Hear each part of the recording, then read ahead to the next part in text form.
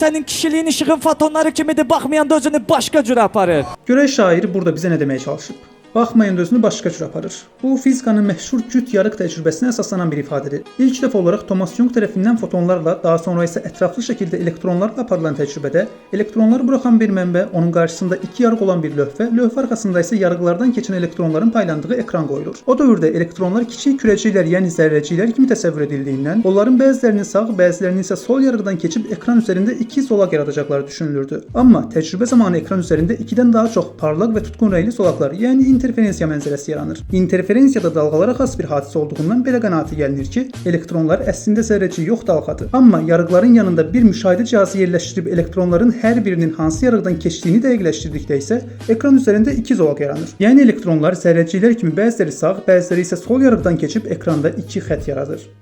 Təcrübənin məğzi budur ki, elektronlar müşahidə, daha doğrusu ölçmə apardıqda zərrəciklər kimi, ölçmə aparmadıqda isə dalğa kimi davranır. Bu tip zərrəciklər fizikada kvant zərrəcikləri adlanır. Amma burada bir şey qarışdırmaq olmaz. Söhbət baxmaqdan yox, ölçmə aparmaqdan gedir. Elektronlar ölçmə aparmadıqda bir neçə yerdə müəyyən ehtimalla eyni anda mövcuddur. Amma ölçmə apardıqda onlar yalnız bir nöqtədə olur. Qısaca, özünü başqa cür aparmaq ölçmə ilə bağlıdır, baxmaqla yox. Siz müşahidə cihazını yerləşdirib özünüz başqa ilə baxsanız belə nəticə dəyişməyəcək. Yəni Pasteur vörsündə kiçik bir düzəliş etsəydi daha doğru olardı.